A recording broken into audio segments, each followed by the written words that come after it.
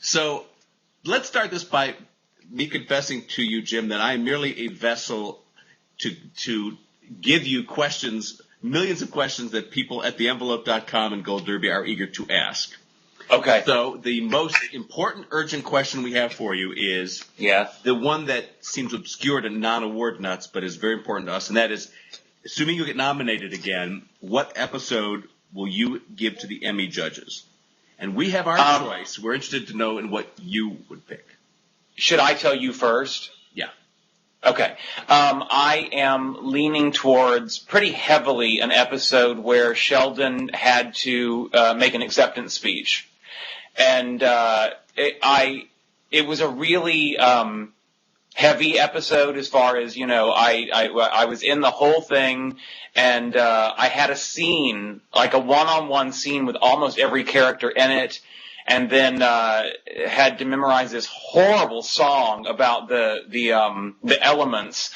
And I don't know, something about it, and I like the episode, but I like a lot of them, but that just seeming to me is probably the most right choice. But now, how wrong am I?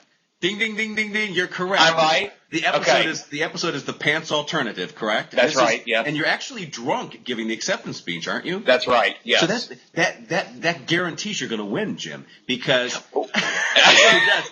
Because, when Kirstie Alley won for Cheers, it was a substance abuse episode themed.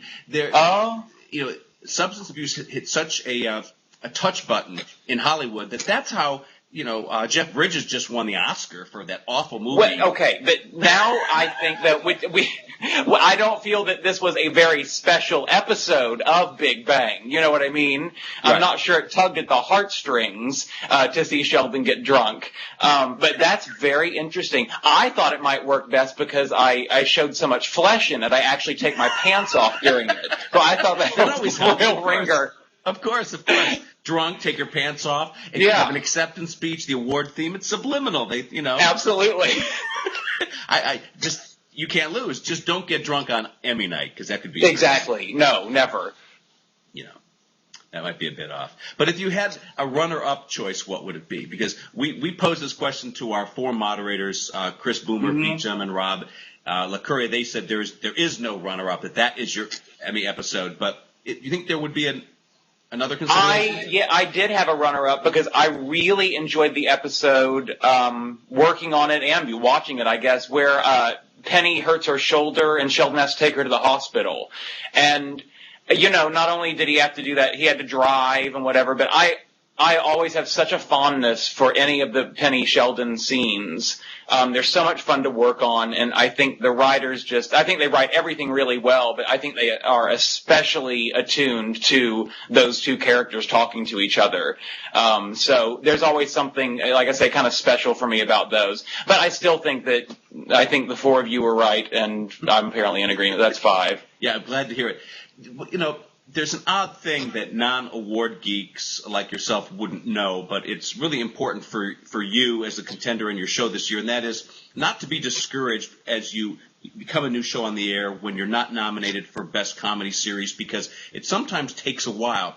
A good example is Everybody Loves Raymond, which was not nominated its first 2 years, and then was nominated and then went on to win twice. Last year we saw How I Met Your Mother when it get its first nomination for Best Comedy Series after having been snubbed 3 times, I believe, as well. Right. So the strong hope this year is that you guys have created such buzz, such momentum, that you'll also get that Best Series nomination. Right. It would be great to see. It really would. I think both that and I always go back to the writers again, too. They do such a stellar job week in and week out with so many different things, but one of them I always come up with is that I hear how often people go through such terrible, rigorous rewrites through a production week on a show, and we simply don't. Not that we don't get rewrites, but we have, I should knock on wood, we have never been in a situation where it's been like, suddenly it's a whole new show by tape night. And, right. And, it speaks to such I don't know, such what do you call it? Such a good work ethic on their part, and they just go to such ends to make sure it's all together. So between, I would love to see, as much as anything, I would really love to see a writing nomination too. But it would be fun to be in the show hunt. And it's interesting your point too, because it does seem like it's more than norm though for something breaks out and it breaks out immediately, and gets its notice immediately.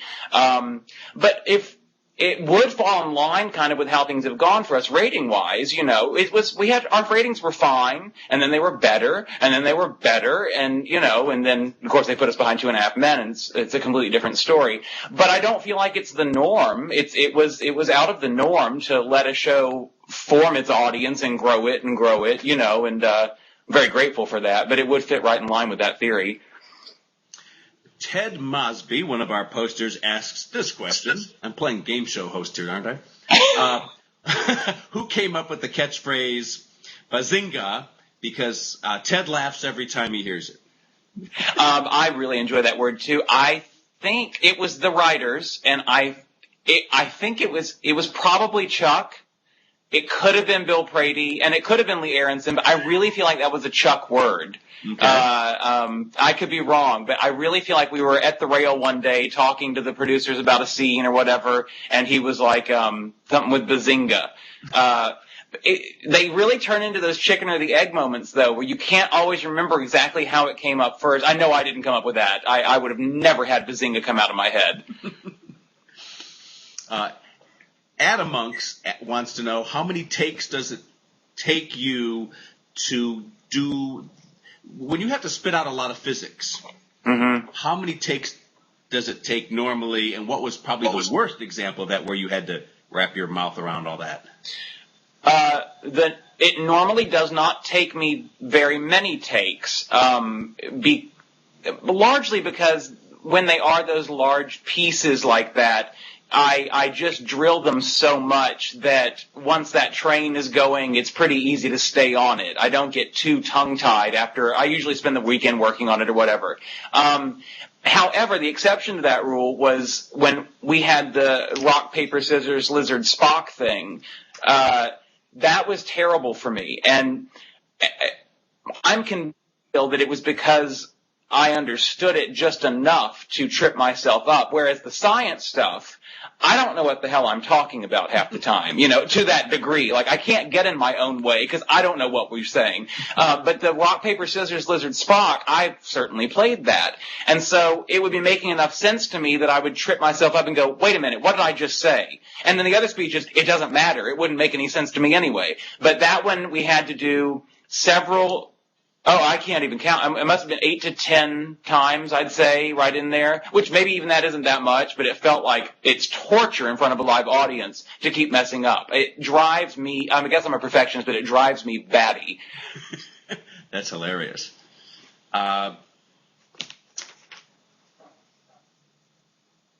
Awards HQ wants to know that since Sheldon is such a complicated role, he says in the hands of the wrong person, it could be a really terrible performance. He wants to know what your approach is that's different or special. So what do you bring to the role that another actor might not have brought to the role? I feel stumped on this. The only thing that's coming to me is I feel like maybe I'm not trying to do too much with it.